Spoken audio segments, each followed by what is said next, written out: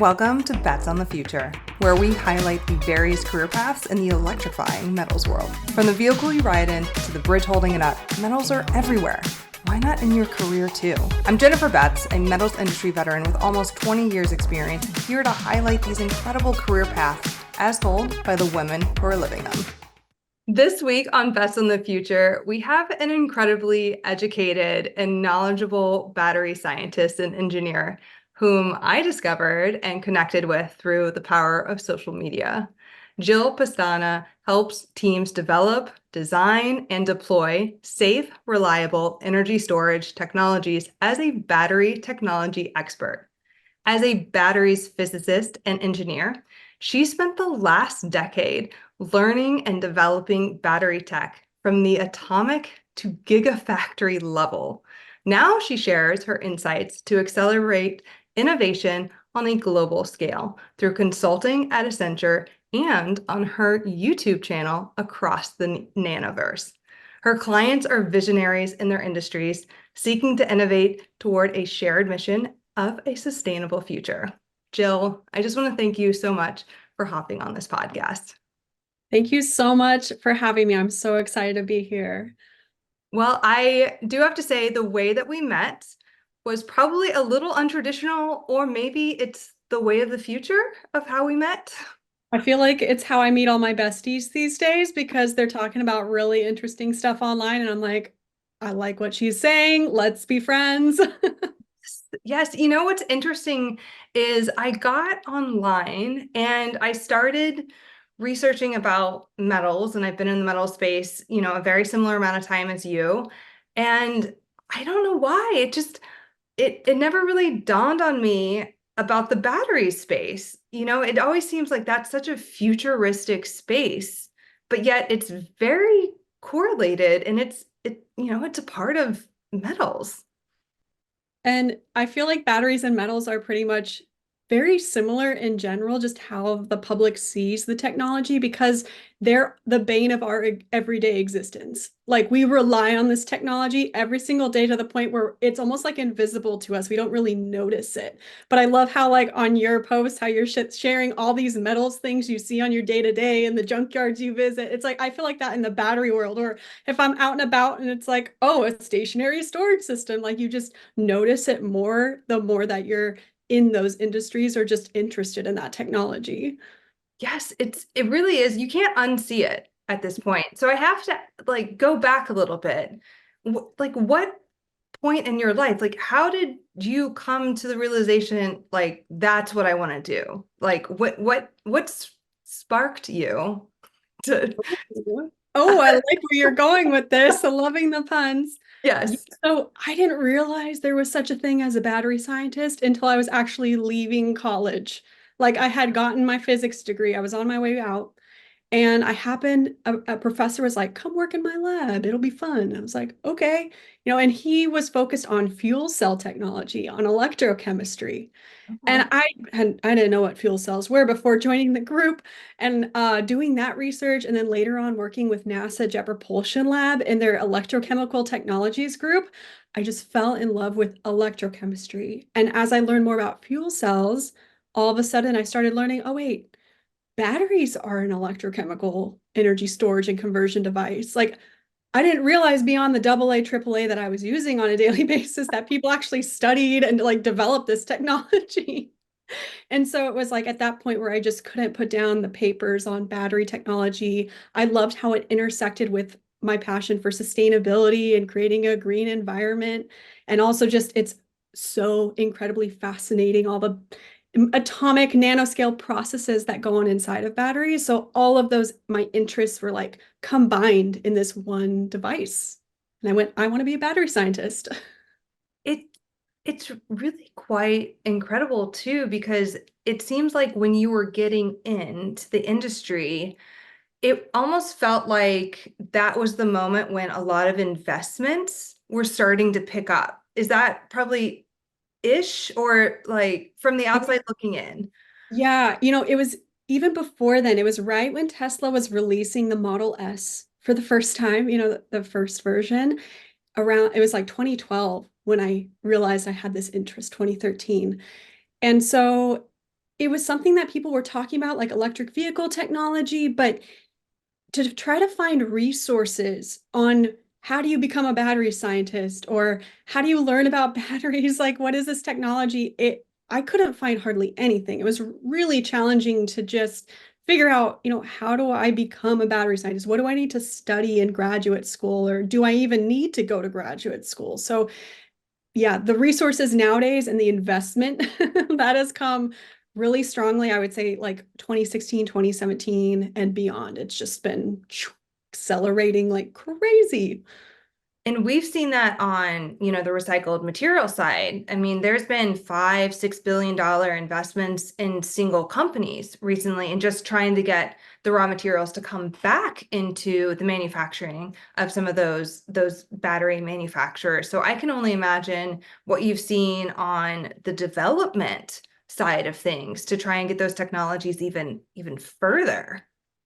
Totally. I mean, we're seeing billions of dollars, unprecedented amount of money coming in through the Inflation Reduction Act, through the CHIPS Act, through IIJA, all of these federal policies, just in the United States, we're talking about here. Europe has the European Battery Initiative or Battery Directive, excuse me, that's funneling a lot of policy into developing the battery industry there. But in general, in the United States, is what I'll focus because we're here. There's so much public investment money that it creates the opportunity for private investment to come in as well. So we're seeing billions of dollars in federal funding as well as in private funding flooding in. Companies from Europe and all over the world really are trying to figure out how they can come to the US just to get some of this money that's flowing into this industry. So, and we're seeing this, like you said, raw materials all the way through to recycling, battery manufacturing. We're seeing it in for EV incentives, for even consumers to buy electric vehicles. So it's across the full battery value chain. And there was some other organization that you have also introduced me to, kind of along this same lines. It's also based here in the United States because there has been a lot of investment that's been made here. The Volta Foundation. It has 50,000 members now. Care to explain a little bit about what the Volta Foundation is? Yes, so I don't know if it's the industry's largest battery community, but it might be at this point. Like you said, there's over 50,000 members, and they come out with an annual report. Just Google Volta Foundation battery report, and it is a gold mine of battery knowledge from the investment landscape, company landscape, technology, everything. But they also have like community events, a monthly, they call it a used to be battery brunch, now it's battery forum, and they also have battery pub in Europe and battery roundtable in China. But they're usually at every battery conference, but it's really to cultivate a community of battery experts and people who are passionate about making this technology successful globally and reaching those sustainability targets. It when I first got introduced to it, it was kind of a little bit overwhelming to realize that there was an organization that was this large that had this kind of reach. I don't know what the exact number in terms of how many companies are member companies at that point, but I mean it was a lot. Yeah, It definitely. I think what's really driving the interest in organizations like that is there's a workforce shortage for battery expertise across companies. And so all of these automotive OEMs or cell manufacturers are basically fighting over different talent. So any way they can get their, job descriptions out there and promote their companies, they're going to want to do. And that's a big reason why a lot of companies are partnering with Volta Foundation or becoming a member organization. But there's also other benefits just in the community that it cultivates, an exchange of knowledge and just being in the know, because a lot of the information to learn about the industry isn't necessarily publicly available. And you really need to tap into your network or work for one of these companies where you can learn on the job.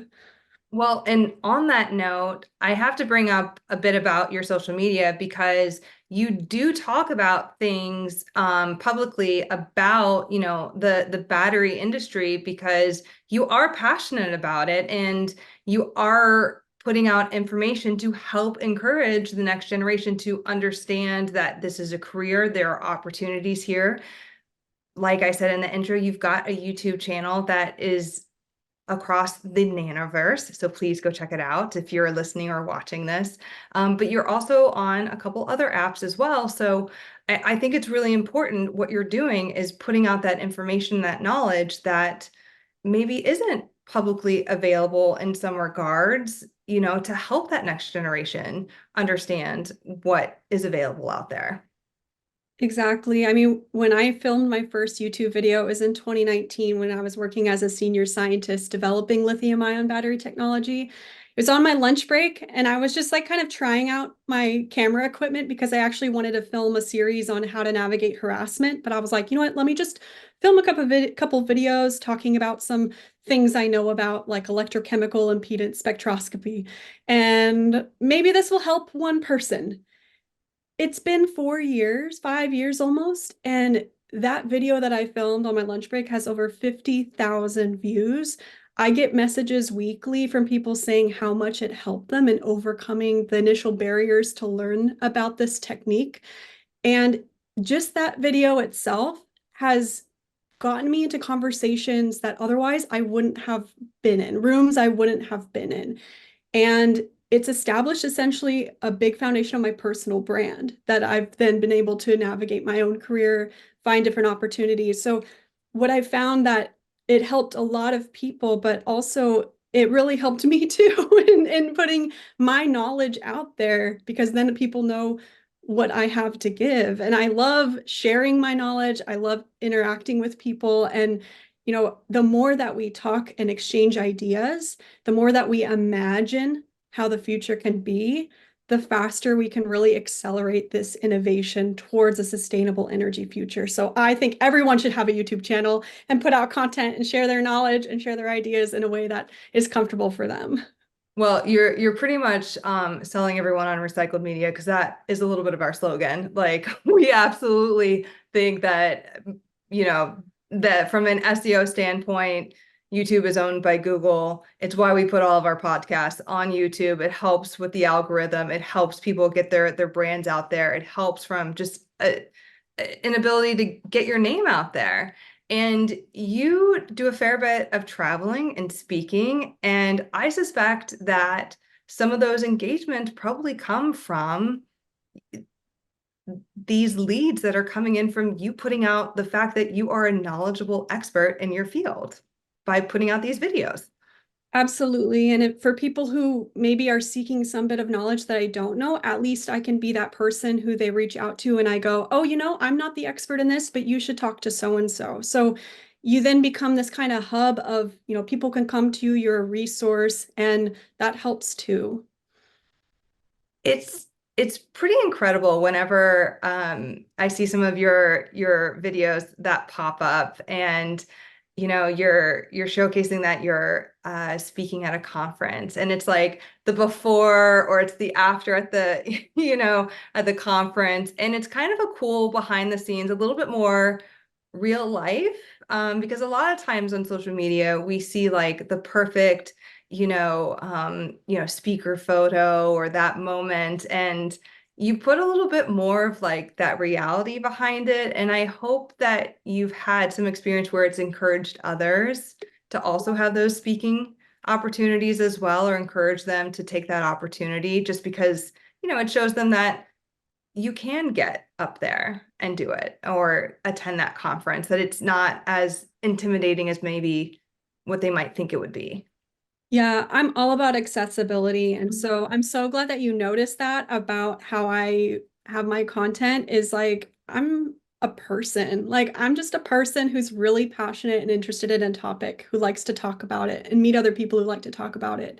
And I think through doing it that way too, a lot of students engage with me. So I don't just do talks for professionals, like for IP professionals on battery IP or on the battery sustainability. I just gave a lecture at a university in India, actually, and not just like for students, for professionals, but also I did a talk recently at an undergraduate physics student conference.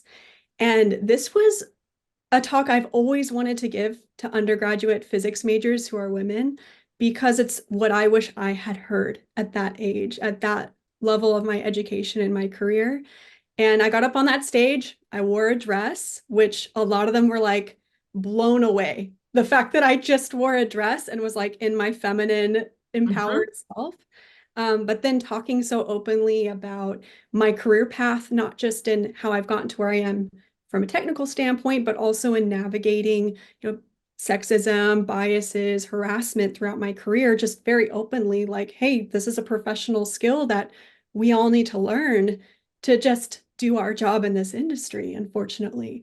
But it was so well received, even though I wasn't necessarily leaning into the technical topic. It was more focused on, how to thrive in your career and in your education. So I love speaking, like you said, I love speaking on like so many different topics, and in front of so many different audiences. And that's always a fun challenge for me is how can I take these complex topics and these complex concepts between society and engineering and batteries and everything, and then tune it towards that audience so that they get the most out of it. They get what they want out of it. That's a really intuitive way to think about it. It's something that I've struggled with throughout my career.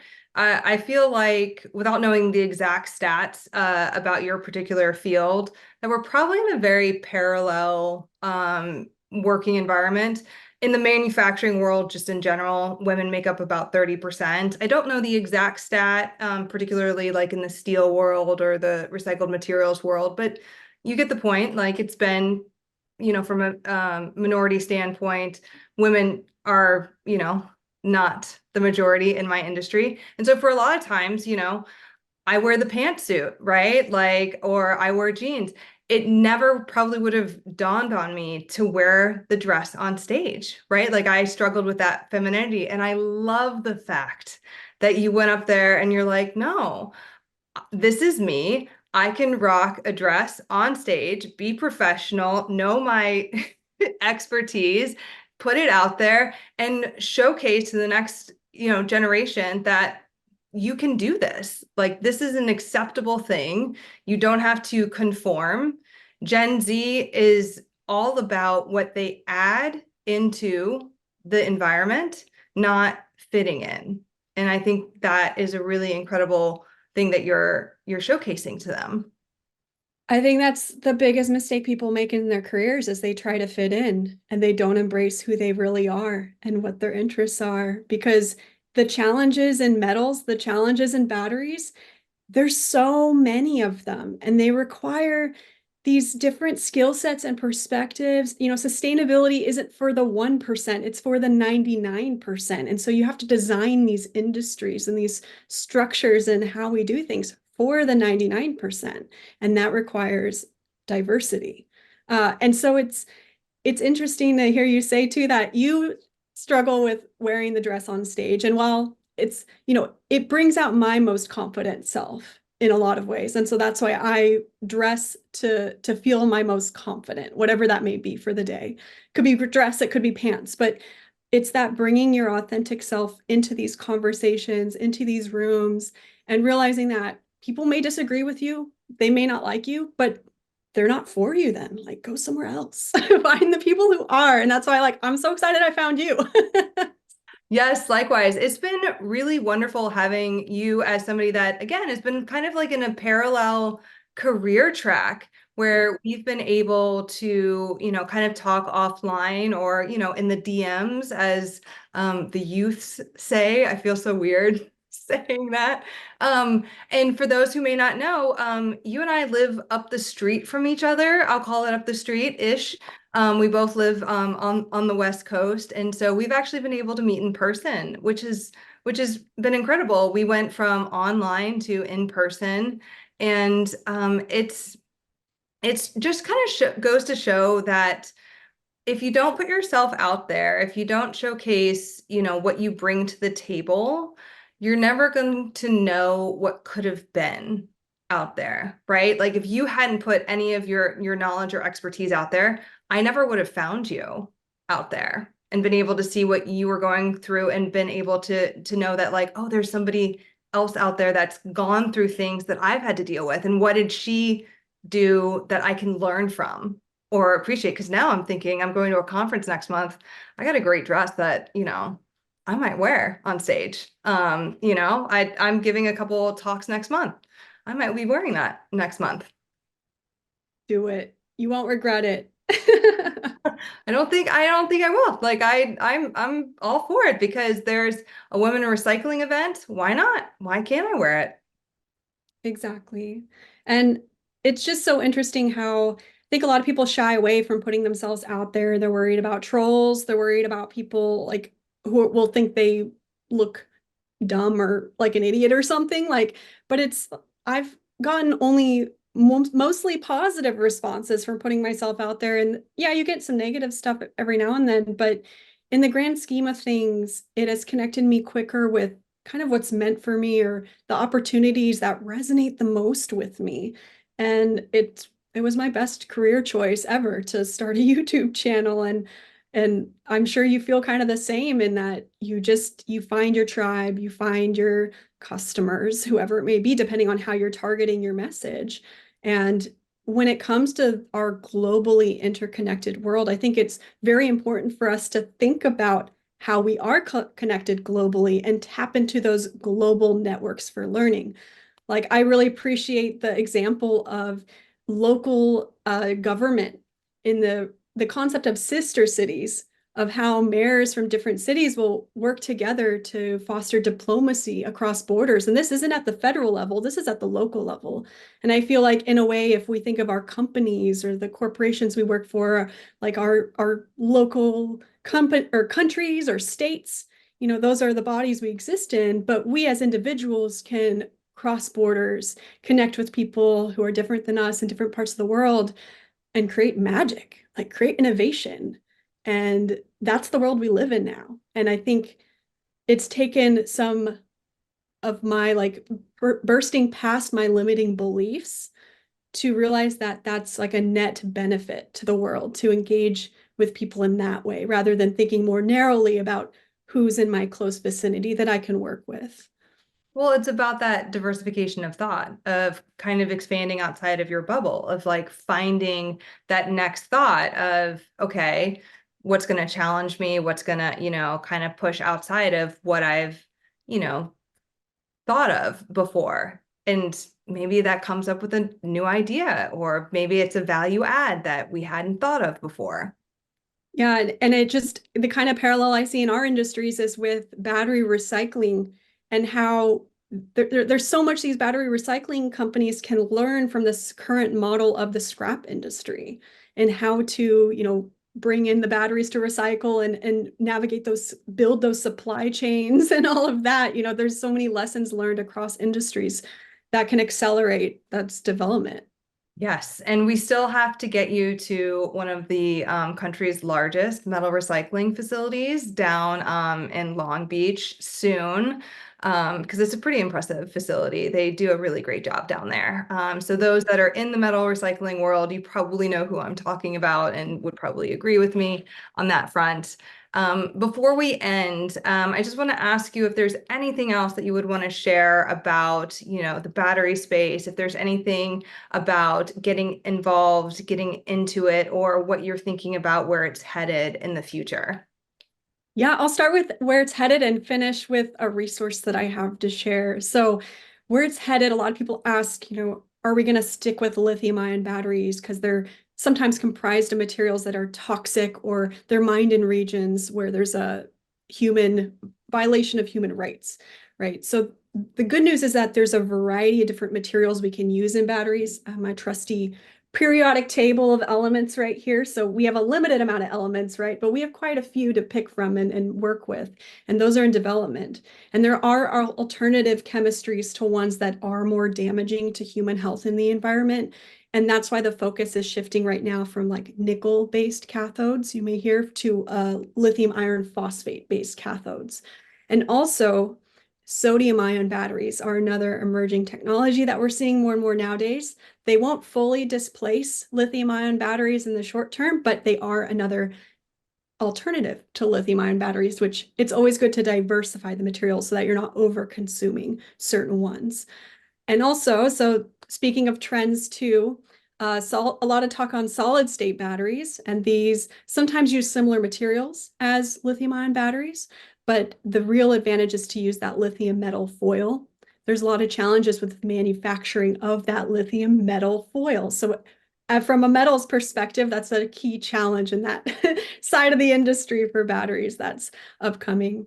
But just for a resource, if you want to learn more about batteries, about battery manufacturing, and get linked to different resources, I created a guide called Battery Industry Onboarding, which is basically like an onboarding process into the battery industry. It's a weekly email to you with jam-packed with resources that I've saved. So they're all accessible, and would love to have you join and sign up and receive those things to accelerate your learning about batteries.